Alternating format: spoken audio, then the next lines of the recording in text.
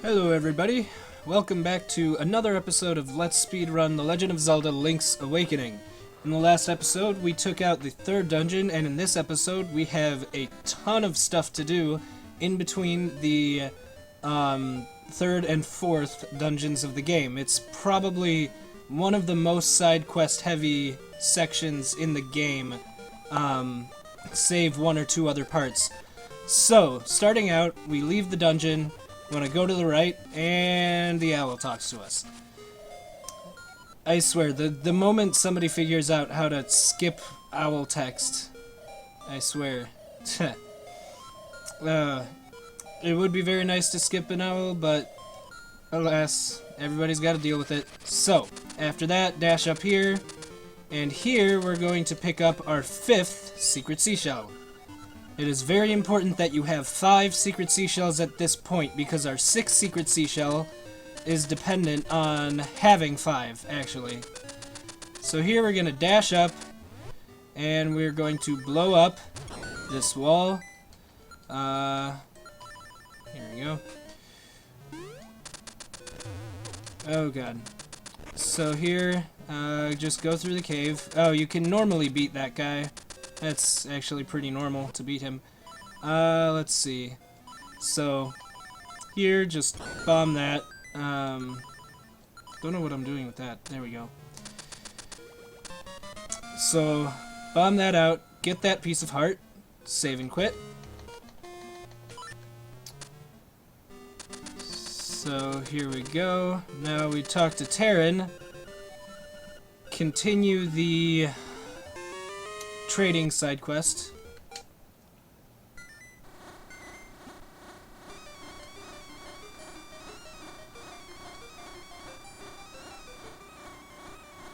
Oh. Sometimes if you're running while you talk to Terran, sometimes that glitch happens, and it's just a funny little thing.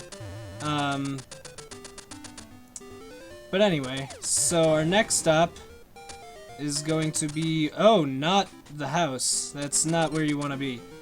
The next stop is going to be over here to the right.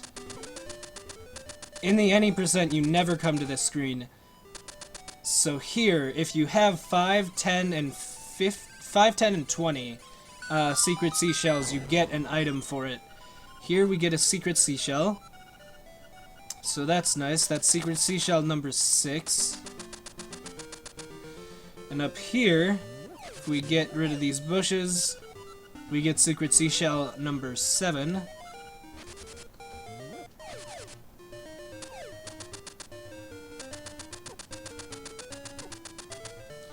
And it can be kind of annoying to do this without a sword. Anyway, so pick this up, get a final secret seashell of the collecting spree. Get our friggin' sword on here so these guys can stop killing us.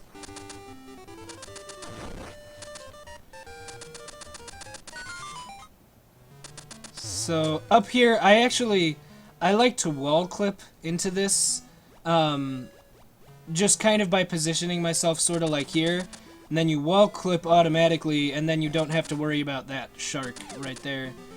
Over here, I go to the right in case that guy does. Now we just go on through the village. Why not? I'll grab some hearts. Here, there's actually a really long text box you can skip by saving and quitting after you get the pineapple. So after this happens, you want to save and quit, because there's like a 15-second text box, I swear. And there you see we have the pineapple still. And now we're ready to move on. So,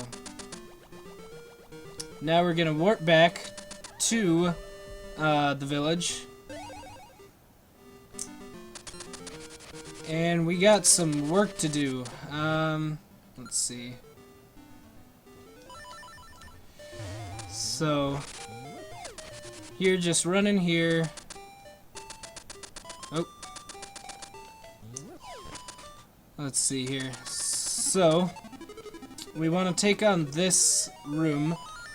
Now, in the any percent run, there's some tricky jumps you have to get in order to keep your piece of power count in check. Thankfully, in the 100% run, piece of power is not an issue, so you can just literally just plow through all of these guys, and it is not a problem, which is super nice, and it makes it go a lot faster. We don't need the rupees up there, actually, but we do need the ocarina. Save and quit from that. Now we're going to want to equip there our power bracelet. Want to dash around. Make sure you enter the library here. Enter and exit the library, because that makes for a much more convenient save and quit spot for in just a minute after this really long cutscene with Marin.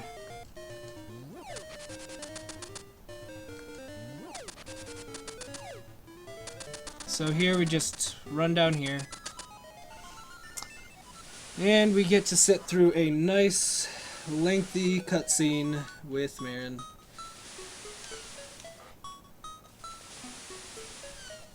Here is actually a fun time to talk about text in general in this game.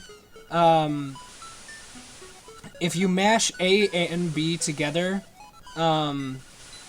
you skip text with both buttons, so I usually just press both of them together. Also, text kind of scrolls 2 lines at a time like this, see? And then the arrow shows up. Well, if you are mashing the buttons properly, you can skip the arrow showing up, and it saves 1 frame, which really is not that big of a deal, but if you can do it across the entire run super consistently, it can save some time. It's really pretty minor, but I guess it's worth mentioning. There, you make sure you don't press B there. So, yeah, I usually just start mashing the button after,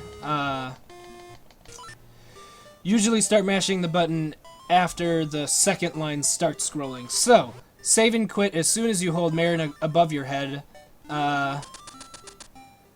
So here's where the library came in handy. So here we want to jump down here, and we get a photo. More cutscenes, yay!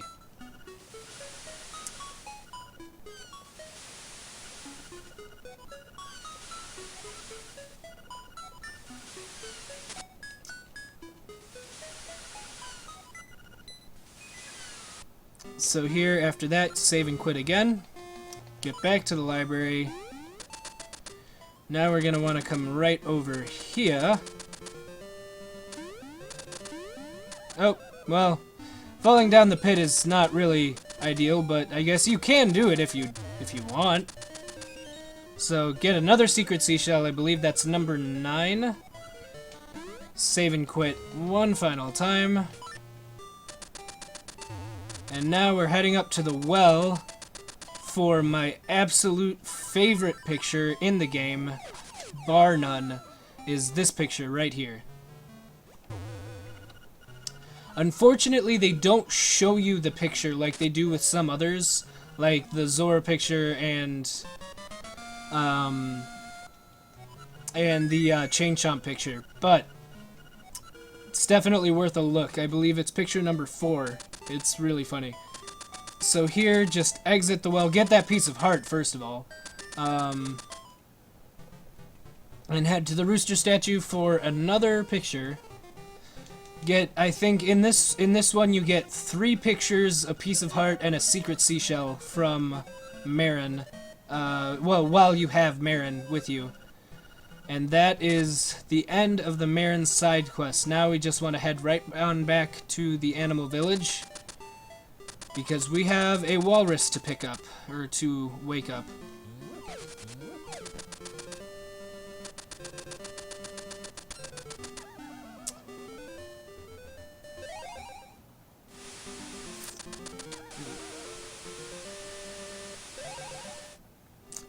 Alrighty, so now that we're back in the animal village, just head on up And down. Grab these. And here is the walrus. You get another cutscene! Yay! This is one of the reasons why this section is so long, is because there are so many cutscenes. You have the Marin cutscene, you have this cutscene, you have another cutscene coming up later to get the first ocarina song. It's just a lot of cutscenes. So, here we go. So now we have a pretty fun glitch coming up right here. Actually, I'm going to set up for this glitch different than I usually would. Usually I would not kill those guys, but just for the sake of explaining, I will. So, coming up here is a pretty annoying boss. It's got this guy. Usually you have to hit his head a bunch, and it can take some time. It can be pretty annoying with the quicksand. It's just no fun. So, what we do instead is if you wall clip right here, his hitbox is on this square, I believe. And if you wall clip right here, you are in his hitbox.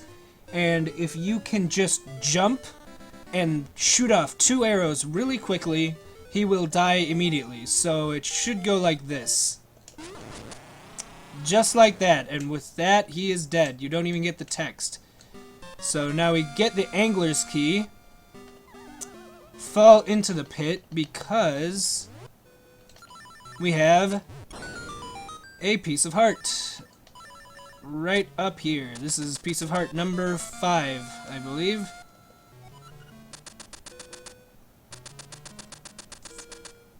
So next we head on out. This guy can be kind of a troll sometimes. He'll get in your way. There we go. Found a secret seashell. And save and quit.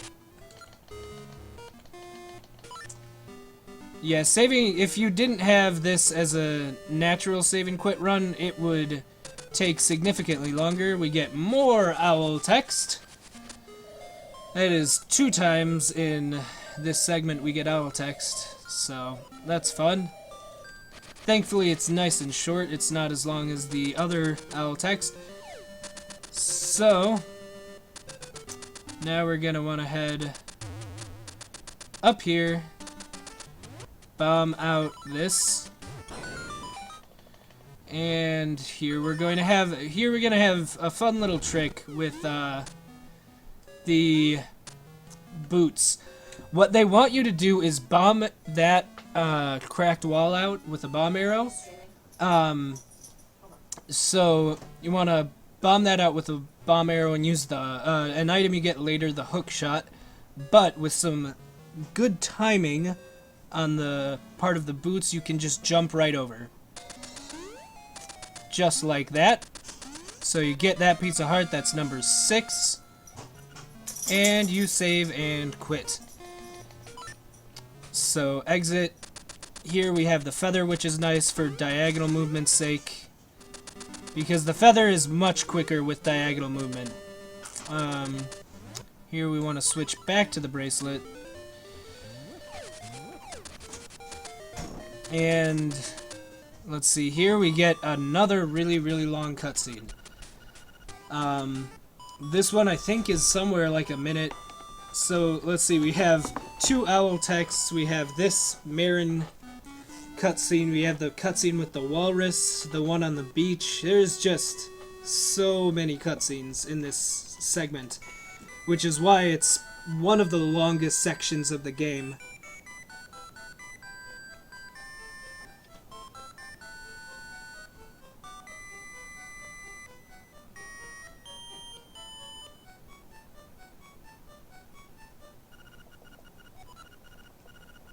Make sure that you press A here.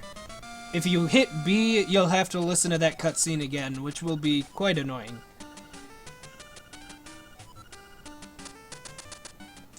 So now we are on our way finally to the 4th dungeon. There is one more thing we have to get before we do this. So, first we want to warp back up to the waterfall. Just run right here. Put the key in the keyhole. And we unlock the 4th dungeon. So,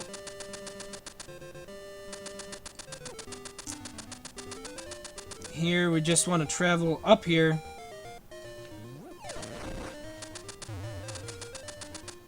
Let's see. Now we go up to this cave. The way I do this cave is I just jump here, and there we go.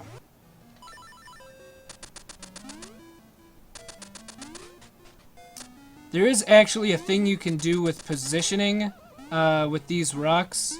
If you position yourself just right, which I'm really bad at, as you can see, which is why I don't usually do it, you can jump over that rock. It's worth mentioning, I usually don't really do it because I'm just so inconsistent and bad at it because I can't set it up very well. But it's there for your consideration. So here we want to just travel down here. This is where the trading sequence gets a little bit different from the any percent because we continue it. Usually the any percent ends right at the pineapple because that's where you have to have it end. Or that's where you have to get the trading sequence to if you want to progress in the game. So here we got the hibiscus. That's a thing that is happening. And now all we need to do is run over here and jump right down here. And we are at the 4th dungeon. So, thank you everybody for watching this. In the next episode we'll take on the 4th dungeon. Hopefully it'll be a good bit shorter than this. So, I will see you all in the next one.